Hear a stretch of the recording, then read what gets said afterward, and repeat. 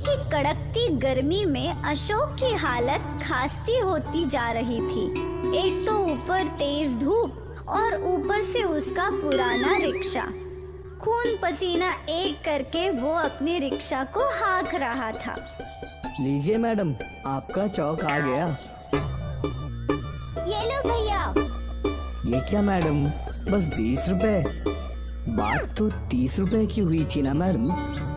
हाँ, लेकिन समय देखो, 2 किलोमीटर का सफर करने में आधा घंटा लग गया है। आप देख रही हैं ना मैडम, धूप कितनी है। जो भी है, मैं तो 20 रुपए ही दूंगी।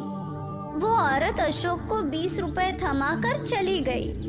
अशोक के साथ अक्सर यही होता था, कभी उसे अपनी पूरी मजदूरी नहीं मिलती थी।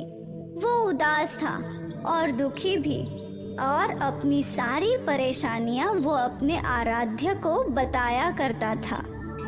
हे बाल गणेश, आप तो देख ही रहे हैं कि मेरे साथ क्या हो रहा है। मेरी मदद करिए, मुझ पर कृपा कीजिए गणेश जी।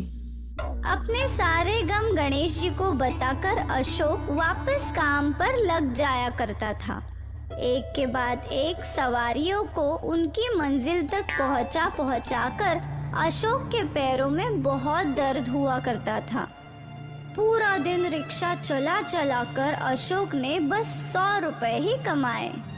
अशोक परेशान जरूर था, पर उसे अपने गणेश जी पर पूरा भरोसा था। उसे यकीन था कि मुश्किल के हर दौर में उसके आराध्य उसकी मदद करेंगे। अशोक की पत्नी सरिता भी गणेश जी की भक्त थी। वो नित्य सुबह शाम गणेश जी की आरती भी किया करती थी और रोज शाम की आरती तक अशोक घर पहुंच जाया करता था।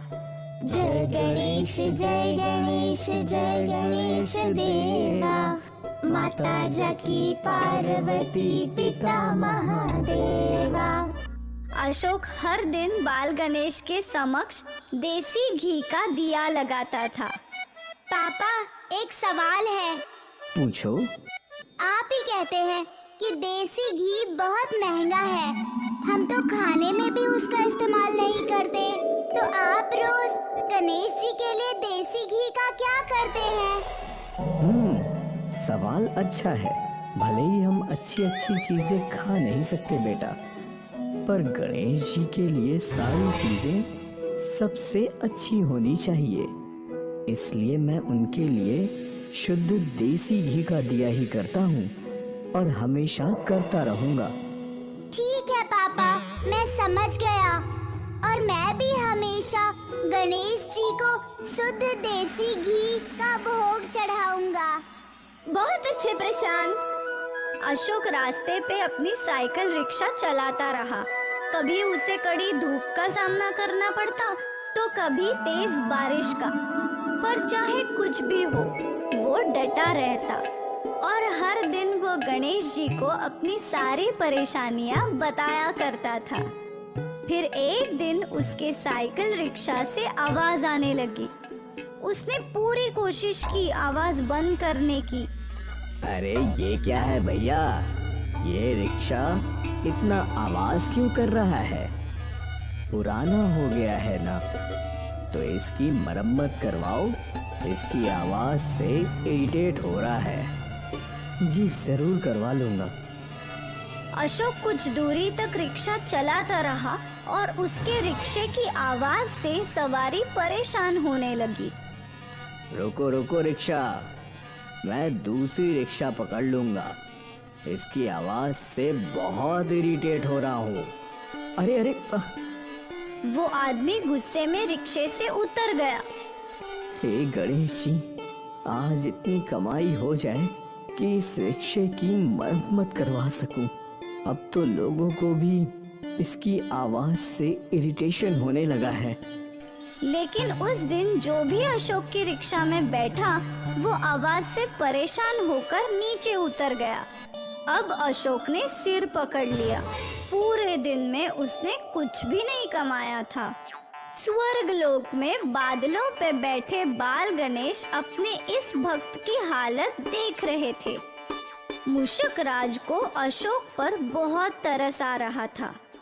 हे भगवान, ये कैसी महिमा है आपकी?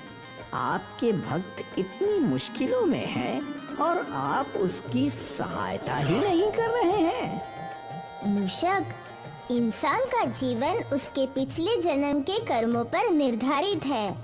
अशोक मेरा परम भक्त है। मैं उसकी सहायता अवश्य करूंगा, पर उससे पहले मैं उसकी परीक्षा लूंगा। कैसी परीक्षा? बाल गणेश मुस्कुराए और मूषक राज के साथ गायब हो गए। बाल गणेश और मूषक राज ने दो छोटे बच्चों का रूप ले लिया और वो अशोक की साइकिल रिक्शा के सामने आ गए। अंकल अंकल, प्लीज हमारी मदद कर दीजिए। क्या हुआ बेटा? हम अशोक कुंज में रहते हैं। यहाँ स्कूल आए थे। हमारे पास जाने के पैसे भी थे, पर जैसे हम स्कूल से निकले तो हमारी जेब में पैसे ही नहीं थे। अशोक कुंज बहुत दूर है और हमारे पास पैसे भी नहीं है। प्लीज हमें वहाँ छोड़ दीजिए। ठीक है, बैठ जाओ। वैसे भी आज मेरी साइकिल रिक्शा में कोई बैठ ही नहीं रहा। कम से कम तुम दोनों की ही मदद कर दूं। Thank you uncle, thank you. कोई बात नहीं बेटा, बैठ जाओ। दोनों बच्चे साइकिल रिक्शा में सवार हो गए और अशोक साइकिल हाँकने लगा। अशोक कुंज में कहाँ जाना है? गणेश मंदिर के पास। ठीक है। अशोक कड़ी धूप में पसीने बहाते हुए साइकिल चलाता रहा और दोनों बच्चों को अशोक कुंज ले आया। बेटा, तुम दोनों की मंजिल आ गई है। दोनों बच्चे रिक्शा से नीचे उतरने लगे और उतरते ही बच्चे बाल गणेश और मूषक राज के रूप में बदल गए। बाल गणेश!